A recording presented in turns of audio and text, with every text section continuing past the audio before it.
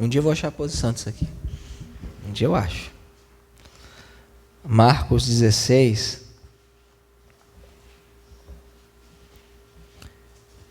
Versículos 14 ao 20. E o tema de hoje é os perigos da incredulidade na vida de um cristão. Os perigos da incredulidade na minha e na sua vida. Marcos 16, 14 ao 20. Assim diz a palavra do Senhor. Depois ele apareceu aos 11, estando eles assentados à mesa, e os repreendeu a sua incredulidade e dureza de coração, por não haverem crido nos que o tinham visto já ressuscitado. E ele disse-lhes: Ide por todo o mundo, pregai o evangelho a toda criatura.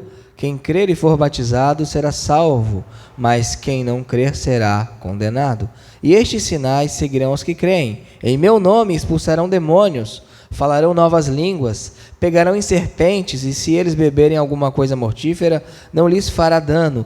E eles imporão as suas mãos sobre os enfermos, e eles serão curados. Então, depois de ter falado o Senhor com eles, foi recebido no céu, e assentou-se à direita de Deus.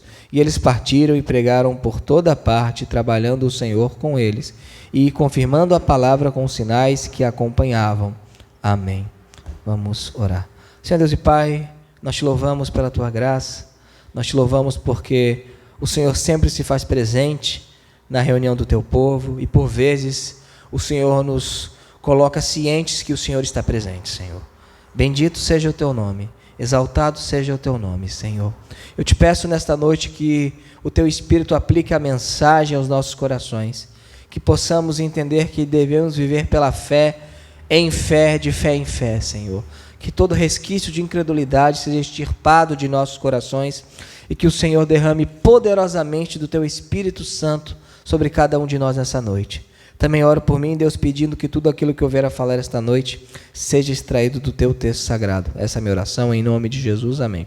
Podemos assentar?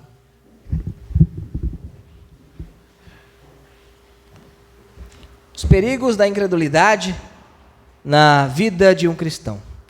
Aqui o texto vai demonstrar que não se trata de ímpios. Aqui vai falar, depois ele apareceu aos 11. Aos 11 quem?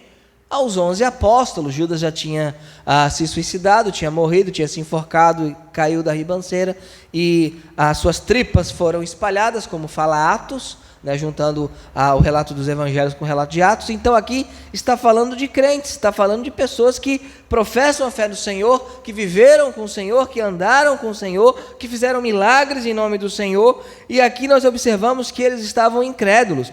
E a incredulidade é muito perigosa na vida de um cristão. Por quê? A incredulidade causa precipitação, causa tristeza, e isso faz com que nós perdamos de vista as coisas grandiosas que o Senhor faz. Interessante que a incredulidade aqui, ela se manteve mesmo após outras pessoas falando que o Senhor ressuscitara. No verso 11 diz o seguinte: e eles, ouvindo que ele vivia e que tinha sido visto por ela, não acreditaram, pelas mulheres de Maria Madalena.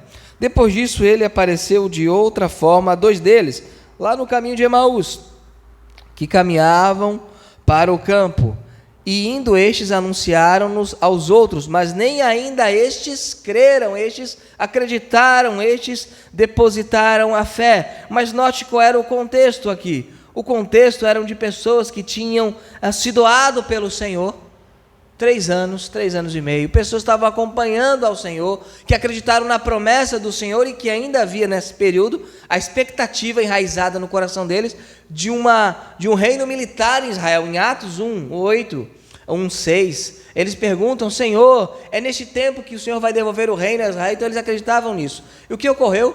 O reino não foi devolvido a Israel, Roma continuava dominando, e o Messias, a qual eles acreditavam que era o Messias, morreram. Então eles estavam tristes, estavam amargurados, estavam envergonhados. E isso por vezes acontece em nossa vida. Por vezes nós que professamos a fé no Senhor, acontecem situações em nossa vida que fogem ao nosso controle, situações que nós não gostaríamos que ocorressem, acontecem situações que nos frustram, e o que acontece com o nosso coração? Acontece incredulidade. Acontece incredulidade, e essa incredulidade nos causa precipitação em decisões, nos causa tristeza e nos causa esfriamento de fé. E é isso que estava ocorrendo aqui com eles. A incredulidade deles. E você pensar bem, racionalmente falando, humanamente falando, eles deixaram seus empregos, deixaram suas famílias, deixaram tudo que tinha para seguir ao Senhor Jesus, e o Senhor acabou sendo morto. E as pessoas falam, o Senhor ressuscitou, e eles não acreditaram. Eles estavam devastados. Eles estavam arrasados. E por vezes a incredulidade pode corroer a vida de um cristão. Pode corroer a capacidade de um cristão continuar caminhando na fé. Pode corroer a capacidade de um cristão se regozijar da salvação. Pode corroer o testemunho de um cristão. A incredulidade corrói. A incredulidade, ela é o pior inimigo do cristão. Porque quando Satanás nos ataca, nós podemos nos defender e apagar os seus dados com o escudo do quê? Da fé. Mas quando a incredulidade corrói a nossa vida, o nosso coração, nada mais nos resta. Então nós caímos, nós fraquejamos, e nós ficamos sem defesas, e nós ficamos absolutamente vulneráveis a Satanás e a seus ardis. Por isso devemos entender que a incredulidade, o menor traço, o menor pingo, a menor gota de incredulidade na vida de um cristão é algo que tem que ser extirpado. Porque aqui a gente vai observar por que a incredulidade é perigosa na vida de um cristão, na minha e na sua vida. Primeiro, porque a incredulidade é contagiosa. Ela contamina. A incredulidade também nos impede de vermos a grandeza de Cristo. E a incredulidade nos impede de cumprir a nossa missão. Ela nos paralisa. E é isso que estava ocorrendo com estes 11 homens, dentre eles homens da estirpe de João, de Tiago, de Pedro, de Mateus, Bartolomeu e os outros apóstolos. A incredulidade, ela é contagiosa, ela nos impede de ver a grandeza de Cristo, ela nos impede de cumprir a nossa missão. E que o Senhor nos livre de termos uma vida com resquícios de incredulidade. Não achem que a incredulidade só ocorre em ímpios.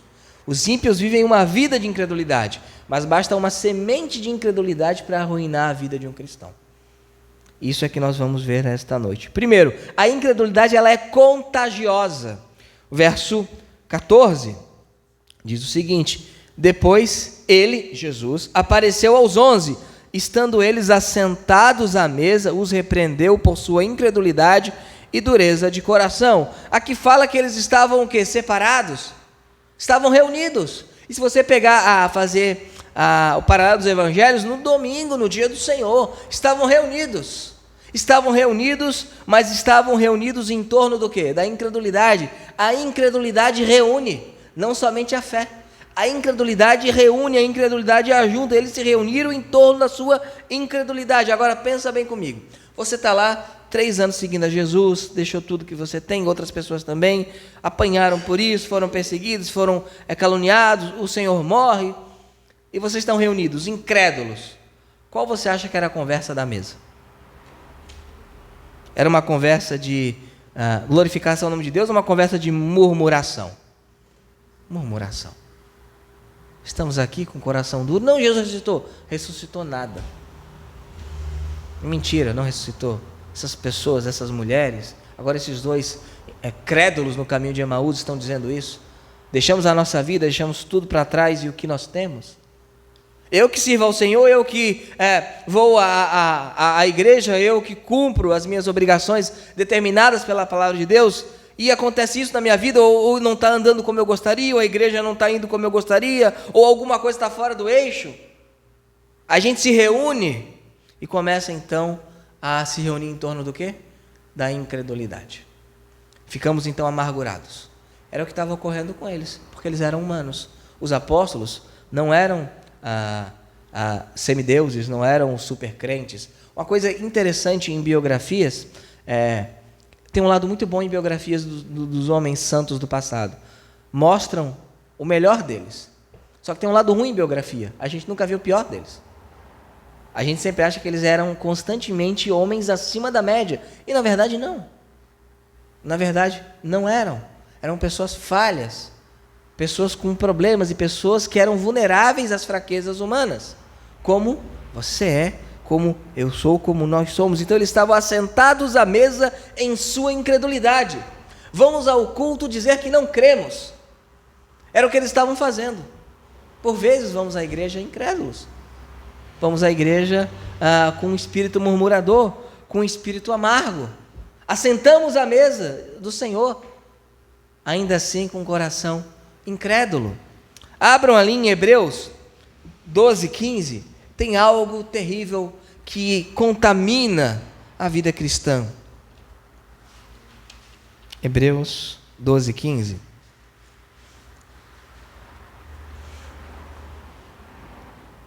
Aqueles homens ficaram amargurados.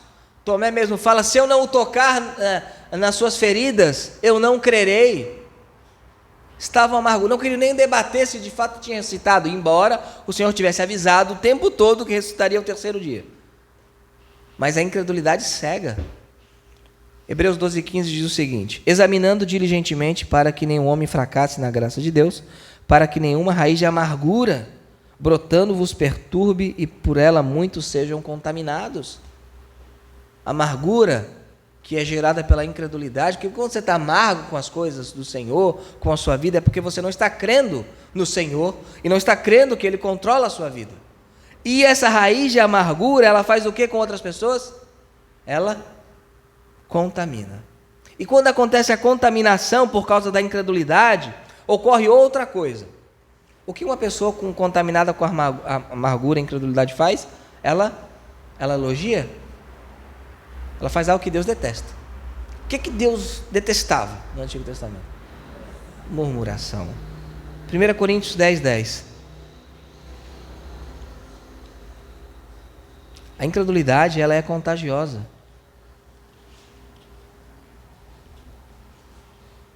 1 Coríntios 10:10. Aqui está falando dos casos do Antigo Testamento, né, dando exemplo para nós, para não cometermos aquelas coisas, né? E a gente sempre fala de imoralidade, no verso 9 fala fornicação, né? Porém, aí a murmuração é colocada no mesmo patamar de outros pecados aqui. Nem murmureis, como também alguns deles murmuraram e foram destruídos pelo destruidor. Então o que nós observamos aqui? Que a incredulidade na vida de um cristão, ela é perigosíssima. Por quê? Porque ela é contagiosa. E essa incredulidade, ela reúne. Devemos entender que devemos nos reunir mediante a fé, por causa da fé, em torno da nossa fé no Senhor. Não em torno daquilo que achamos que o Senhor não poderá fazer. Não em torno daquilo que achamos que o Senhor não fará. Mas em torno daquilo que achamos que o Senhor fará e do que o Senhor é. Se a gente se reunir em torno de incredulidade, nós não veremos uma ação poderosa do Senhor, nós não veremos uma ação de avivamento do Senhor em nossas vidas. E a incredulidade, ela é contagiosa e perigosa, e ela vai causar uma outra coisa. Verso 14, fala que os repreendeu por sua incredulidade e dureza de coração, coração duro, porque tinha um coração endurecido. A incredulidade vai causar um coração absolutamente endurecido. O coração fica insensível aos sinais do cuidado de Deus. Fica insensível. Vamos dar um exemplo prático aqui, em nossa realidade e nossa comunidade. A gente observa que a igreja, uma igreja que busca crescer de maneira sadia e seriedade, ela vem pessoas, sai pessoas, algumas pessoas ficam, o núcleo duro, que eu falo, o núcleo de trabalho, o núcleo que você sabe que vai contar, cresce, mas não tão rápido como gostaríamos. Algumas pessoas entram, saem, demoram para voltar, depois vem. Aí quando começa o processo mais firme de discipulado, ou o processo de realmente de entender que devemos levar Jesus a sério, algumas pessoas não querem, isso vai acontecendo. É natural isso é natural. Mas o núcleo duro vai aumentando aos poucos. Mas o núcleo duro que eu chamo é o núcleo que você pode contar. Aí a gente começa, poxa, mas veio 4 visitantes, veio 5 e não voltaram, veio não sei quantos e não voltaram. Aí a gente começa a fazer o quê? Ficar com o coração incrédulo do que Deus fará, correto? Esquecemos do que Deus já fez. Imagina se nos reuníssemos foi o que? Julho, agosto, quando a gente decidiu cometer a loucura de construir o templo, e nos reuníssemos em torno da incredulidade. Como é que seria? Murmurando, pô, não tem dinheiro para aluguel, não recebemos a ajuda que deveríamos receber de tal lugar. A gente ia ficar assim. Sabe o que ia ocorrer?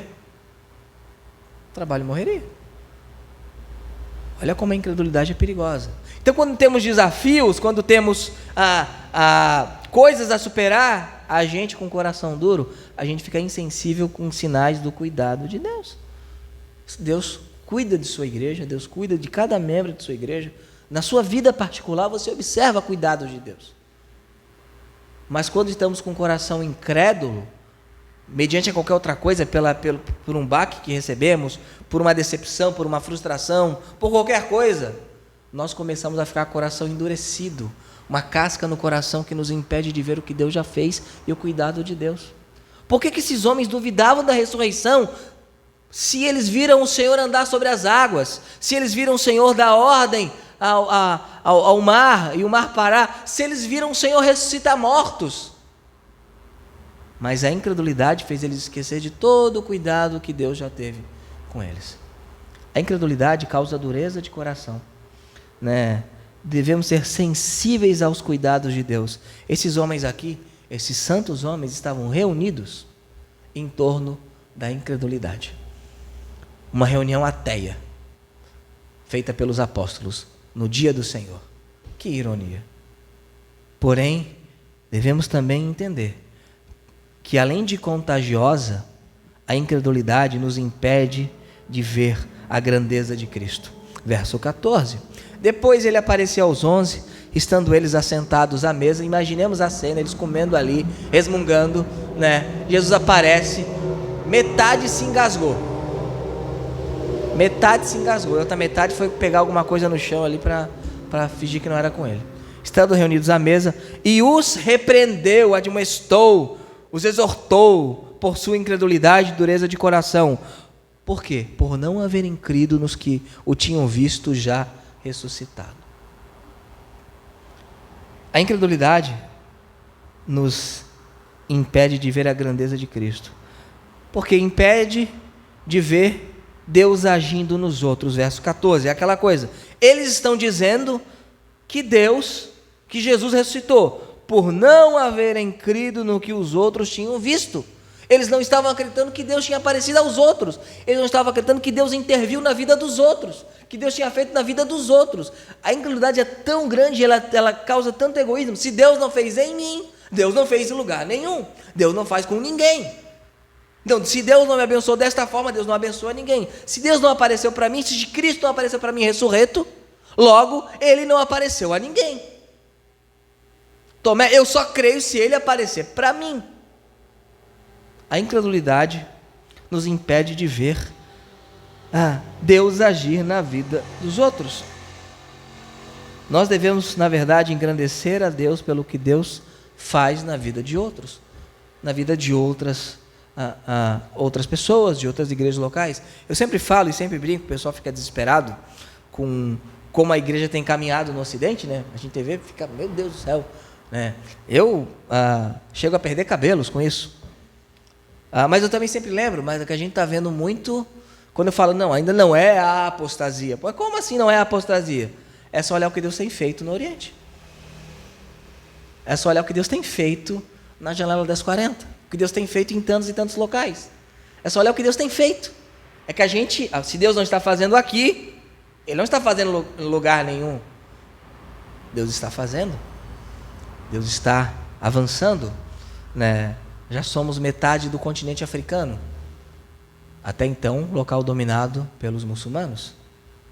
Estamos avançando, mas não com a Sharia, a lei islâmica, mas com o Evangelho.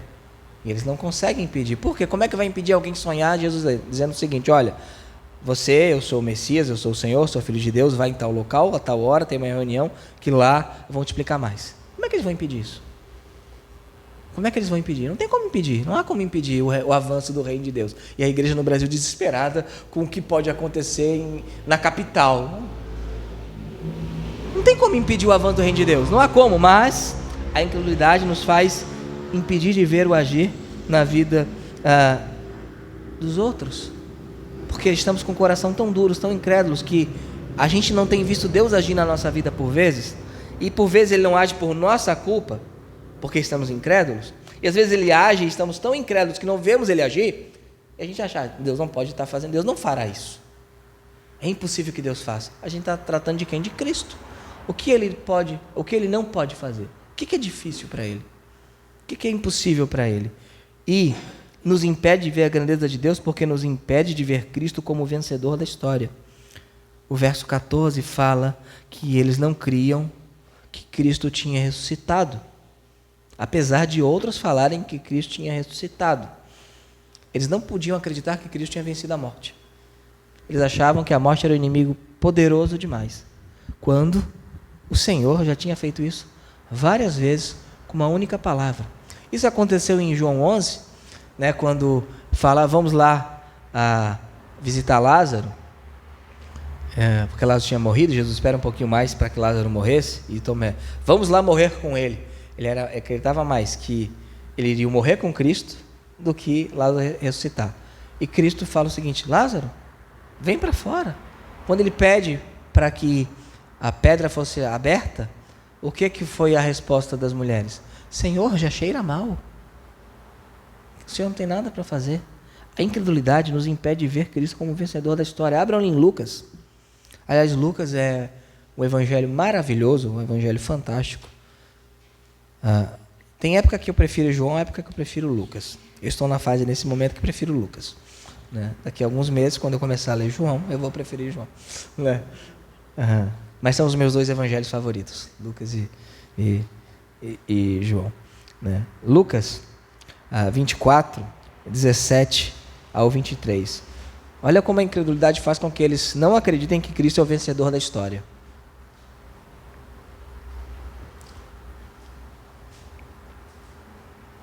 E ele lhes disse, Jesus, né? Que tipo de palavras são essas que tendes um com o outro enquanto caminhais e estáis tristes? Tinha dois homens ali conversando no caminho de Emaús, conversando tristes. Jesus vai e pergunta: o que vocês estão conversando? Por que vocês estão tristes? Né? E um deles, cujo nome era Cleopas, respondendo, disse-lhe: és tu somente um estrangeiro em Jerusalém e não soube das coisas que nela têm acontecido nesses dias? Mal educado. Mal educado. Estava tão amargurado que ficou mal educado, não queria nem tocar no assunto. Né? E Jesus, né, para cutucar, e ele disse-lhes: quais coisas? Podia falar, eu sou Jesus. Não. Quais coisas? O que tem acontecido em Jerusalém? E eles lhes disseram a respeito de Jesus de Nazaré, que foi um profeta, poderoso em feitos e palavras diante de Deus e de todo o povo. E como os principais sacerdotes e os nossos governantes o entregaram para ser condenado à morte e o crucificaram. Mas nós esperávamos que fosse ele quem havia de remir Israel. Não esperam mais. Nós esperávamos. Todavia, além do mais, já é hoje o terceiro dia desde que essas coisas aconteceram. Sim, e também algumas mulheres de nossa companhia nos surpreenderam, as quais de madrugada foram ao sepulcro, e não achando o seu corpo, elas vieram dizendo que também havia tido uma visão de anjos que diziam estar ele vivo. E alguns dos que estavam conosco foram ao sepulcro e acharam isto mesmo como as mulheres haviam dito, mas eles não a viram. Então ele lhes disse: ó tolos e tardos de coração para creres em tudo o que os profetas falaram. Não convinha que o Cristo sofresse essas coisas e entrasse na sua glória? O que eles estavam fazendo aqui? Estavam absolutamente descrentes que Cristo venceu a morte. Não, realmente, nós achávamos que ele ia remir Israel. Não acham mais? Não acham mais? Ele foi um profeta, um homem poderoso, mas ele foi morto. Ele morreu. Tá, algumas mulheres estão dizendo que ele está vivo, tiveram uma visão, apareceu um anjo. E até alguns nós foram lá e realmente o túmulo está vazio. Mas ninguém viu ele. A incredulidade nos impede de ver Cristo como o vencedor da história. Tanto em nossa vida, quanto em nossa igreja, quanto no nosso país, no nosso mundo. O Islã não vai vencer. Os movimentos identitários de esquerda, com LGBTQI+, e tantas siglas que eles inventam, não vão vencer. O ateísmo não vai vencer. Mas o que nós ficamos falando? Não, mas na minha vida está difícil, na igreja isso, no meu relacionamento, a gente coloca em todas as áreas, mas alguns até falam que é possível, mas não é possível. Sabe o que o Senhor fala para nós quando agimos como esses dois homens no caminho de Emaús? Tolos e tardos de coração. Nós devemos entender que a incredulidade nos impede de ver Cristo vencedor da história. Eu imagino William Carey, possivelmente o batista mais importante da história, quando ele tem a brilhante ideia de ir para a Índia. Hoje já é difícil, mas naquela época ninguém ia para a Índia evangelizar, ia para fazer comércio. Ia para fazer comércio. E ele fala, eu gostaria de propor algo na reunião da associação local. Sim, jovem, fale, eu gostaria de ir para a Índia, pregar o evangelho, evangelizar os pagãos. A resposta do presidente velho falou para o jovem William Carey, jovem, sente-se. Se Deus quiser salvar os pagãos, Ele fará sem a sua ajuda. E ele vai. Quase 8 anos para ter o primeiro convertido. Um fracasso nos primeiros 8 anos? Ou será que Deus estava fazendo ele perseverar e maturando ele? A esposa enlouqueceu, filhos morreram, para que então o evangelho chegasse aos pagãos? Sabe o que William Carey não tinha? Incredulidade. Eu tenho certeza que eu sou um anão espiritual perto dele. Incredulidade ele não tinha. Porque para que você continuasse lá, sair da Inglaterra hoje para a Índia, no século XXI, já não é tão bom. No século XVII, que a Inglaterra já era precária, imagine a Índia. E o que ele faz? Ele fica lá crendo no Senhor da história e que o Senhor venceria. E é incrível você observar a história de William Carey, que ele começa a fazer umas esquisitices, como, por exemplo, usar a roupa de indiano. Por quê? Porque Cristo, quando veio ao mundo, se encarnou e veio como ser humano, então eu não posso pregar aos indianos como um inglês. Ele começou a fazer o quê? A tratá-los como não uma subcultura, mas como pessoas à imagem e semelhança de Deus. Quando estamos incrédulos, nós não conseguimos ver Cristo como vencedor da história. Quem tem o maior poder em governar o Celso Ramos não é a incredulidade e o coração duro das pessoas, é Cristo. É o Senhor. O Senhor vencerá. O Senhor sempre vence. Porque o Senhor já venceu. A questão não é se Ele vai vencer. Ele é o vencedor da história. Quando começamos a entender que Cristo é o vencedor da história, nós acreditaremos quando nos falarem que nós o vimos já ressuscitado. Porque o que é a morte para Ele? A morte. O que é a morte? Então, devemos entender uma coisa. A incredulidade é perigosa porque ela nos impede de ver a grandeza de Cristo. Eu não sei, alguns eu sei, outros eu sei menos, mas todo mundo tem suas lutas. Mas saiba de uma coisa, a sua luta, a sua dificuldade, a minha dificuldade, a dificuldade da nossa igreja local não é maior do que o nosso Deus. Não é maior. Ela pode ser gigantesca para a gente, mas não é maior do que o nosso Deus. Eu fico imaginando os apóstolos ali, Jesus Cristo vai assunto ao céu e fala, olha, eu quero que vocês preguem a toda criatura em todas as nações. Eu ia falar, o quê? Como assim? Todas as nações? Como assim? Não foi isso que ele pediu para aquela gato pingado ali? Vão, espalhem o evangelho pelas nações. O evangelho chegou aonde? Nas nações. Foi o que ocorreu. Porque o Senhor vence. E a incredulidade é perigosa porque, além de contagiosa, além de nos impedir de ver que Cristo, a grandeza de Cristo, ela impede que nós cumpramos a nossa missão. O verso 15 ao 20, a gente tem aqui a chamada Grande Comissão de Marcos, e a Grande Comissão é dada antes ou depois de eles levarem a bronca por serem incrédulos? Depois. Como é que eles vão fazer a Grande Comissão incrédulos? Não há como fazer isso, né? Sem fé ficamos paralisados, ficamos parados, né? Só depois eles foram comissionados e só depois de receberem o esporro que eles receberam, eles saíram. Por quê? Porque eles saíram agora com um objetivo. A incredulidade nos cega de nosso objetivo. O objetivo aqui, o verso 15 e 16. E ele lhes disse, depois de ter dado aquele esporro, Ide por todo o mundo, pregai o evangelho a toda criatura. Quem crer e for batizado será salvo, mas quem não crer será condenado. Isto é, levantem-se dessas cadeiras, parem de choramingar e vão pregar o evangelho. Foi o que o Senhor ordenou a eles. A incredulidade cega o nosso objetivo, porque só vemos as dificuldades, só vemos aquilo que não vamos conseguir fazer, só vemos de maneira obscura. E por vezes vemos coisas que não existem, dificuldades que nem lá estão, colocadas por Satanás ou pelo nosso próprio coração incrédulo. Por isso que a incredulidade é terrível. A incredulidade mata uma igreja local. A incredulidade mata um trabalho. A incredulidade sufoca uma vida cristã até que não haja fruto nenhum. A pessoa até vai para o céu. Paulo fala, salvo como que pelo fogo. Né?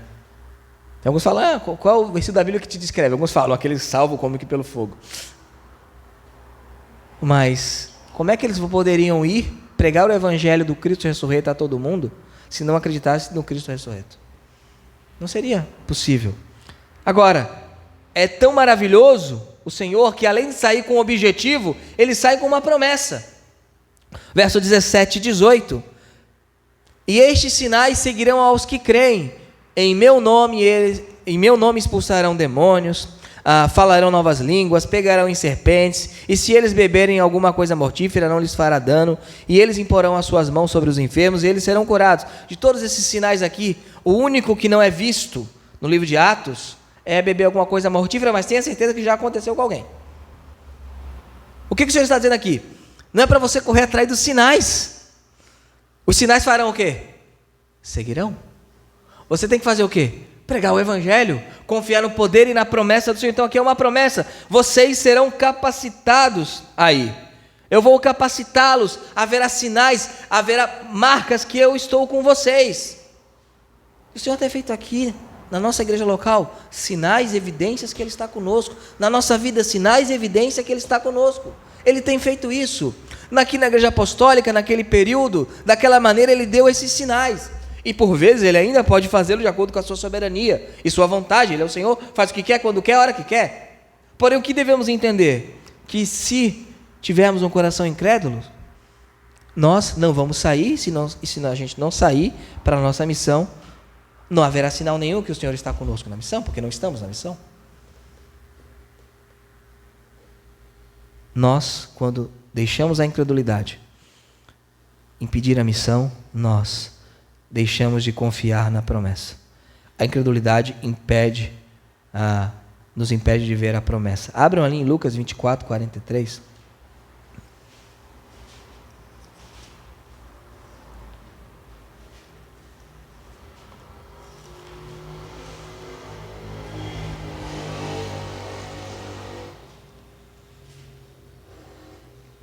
Antes o verso 37 do capítulo 24, para ver que eles eram teimosos. Jesus aparece no verso 36 de Lucas, né, ali, 24, Lucas 24, 36, e fala, Pai seja convosco. E os apóstolos ficam felizes? Espantados, atemorizados, porque eles pensavam estar vendo o quê? Fantasma, um espírito, uma assombração. Né? Estavam achando que estavam vendo a cuca. É o que eles achavam. A gente tem um coração complicado, né? Cristo é muito paciente conosco, né? E não achem que você no lugar deles faria melhor, né? Não faria. Se bem que devemos reconhecer que as mulheres não acharam que viram fantasma, acharam que estavam vendo Jesus mesmo. Foi só os homens ali, né? Os homens. Agora, o verso 43, né? E ele tomou e comeu diante deles, e ele lhes disse, essas são as palavras que eu vos falei, estando ainda convosco, que era necessário que se cumprisse todas as coisas que foram escritas a respeito de mim na lei de Moisés e nos profetas e nos salmos. Então ele lhes abriu o entendimento para que pudessem compreender as escrituras. E disse-lhes, assim está escrito e assim convinha que o Cristo sofresse e ressuscitasse dos mortos no terceiro dia. Mas não tinha sido a primeira vez que tinha falado isso. Já falou várias vezes, mas falou de novo. Né? E que em seu nome se pregasse o arrependimento e a remissão dos pecados a todas as nações, começando em Jerusalém, por Jerusalém. E vós sois testemunhas dessas coisas. A mesma linguagem de Atos, né? E eis que eu envio sobre vós a promessa do meu Pai. mas ficai na cidade de Jerusalém até que do alto sejais revestidos de poder. Há uma promessa do Senhor sobre nós, quando nós não estamos tomados de incredulidade, mas de fé. O Senhor nos reveste, porque nós saímos no poder do Senhor. Verso 19 e 20 de Marcos 16. Então, depois de ter falado o Senhor com eles, foi recebido no céu e assentou-se à direita de Deus. E eles partiram e pregaram por toda parte, trabalhando ou cooperando o Senhor com eles, e confirmando a palavra com os sinais que a acompanhavam. Amém. O que temos aqui? Eles foram no poder do Senhor. O Senhor foi trabalhando com eles. A incredulidade nos impede de confiar que o Senhor está conosco, cooperando conosco. A falta de fé nos faz acreditar que estamos sozinhos. Mas quando saímos no poder do Senhor, confiando no Senhor, nós podemos ter a certeza, o Senhor está conosco. E por vezes o Senhor confirma que está conosco. Aqui no caso aqui da missão, todos aqueles sinais escritos mostraram àquela primeira geração de crentes, que o Senhor estava com eles. Que o Senhor estava junto com eles, o Evangelho foi abrindo, o Evangelho foi crescendo, as tendas foram alargadas. Mas só depois deles terem sido curados da incredulidade. Porque a incredulidade, ela nos destrói. Que a gente possa aprender, que nós possamos aprender, com o mau exemplo dos apóstolos, a não imitá-los nesse ponto. Hoje você sabe o que você aprendeu hoje na igreja? Já aprendi a não imitar os apóstolos. Como assim? Não imitar os apóstolos nesse ponto, porque eles tinham um coração duro e incrédulo, e um coração que fez com que essa incredulidade contaminasse uma reunião em torno da descrença, uma reunião onde eles não enxergavam o poder de Deus, e uma reunião onde eles estavam parados e não agiam para a missão. Mas Cristo tratou isso, que Cristo possa tratar o nosso coração, e não ache que você não tenha um pingo de incredulidade no coração, é inerente a nós. Se a fé é uma obra do Senhor, a incredulidade é uma obra do nosso coração. E a gente tem isso. A gente tem que se cuidar. E para terminar, eu coloco aqui o conselho do Senhor em João 20, 27.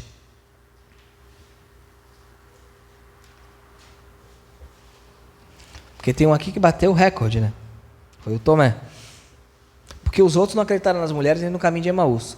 O Tomé não acreditou nas mulheres, nos dois do caminho de Emaús e nem nos apóstolos. Tomé foi o maior de todos. João 20, 27. Só eu vou ler o verso 24, fala o seguinte: Mas Tomé, um dos 12, chamado Dídimo, não estava com eles quando veio Jesus. Não estava no domingo, no dia do Senhor, na igreja. Jesus apareceu, perdeu. Perdeu. Aí 8 dias depois, no outro domingo, aí Jesus aparece. E então ele disse para Tomé: Põe aqui o teu dedo e vê as minhas mãos. Põe aqui a tua mão e põe-na no meu lado. Não seja incrédulo, mas crente. Não seja incrédulo, mas crente. Que nós possamos ser crentes. Crentes em quê? A fé na fé? Eu creio no poder da fé? Não. Eu creio no poder do Senhor. Eu creio no poder da oração. Eu creio no poder daquele que atende a oração. Eu não creio em algo abstrato, na energia do universo. Não. Eu não estou no mundo de Guerra nas Estrelas. Eu acredito num Deus pessoal, Jesus Cristo, que responde a orações, que cuida do seu povo, que vai à frente do seu povo, que ama o seu povo e que repreende o seu povo quando necessário e preciso. Então, que nós não tenhamos um coração amargurado e incrédulo, mas que o Espírito possa soprar sobre nossa comunidade local, sobre nossa igreja, que sejamos crentes com o coração cheios do Senhor, transbordantes de fé, para que então a obra do Senhor possa se espalhar de acordo com a vontade dEle. Vamos ficar em pé. Convido aqui a Leia para cantar um hino do cantor cristão.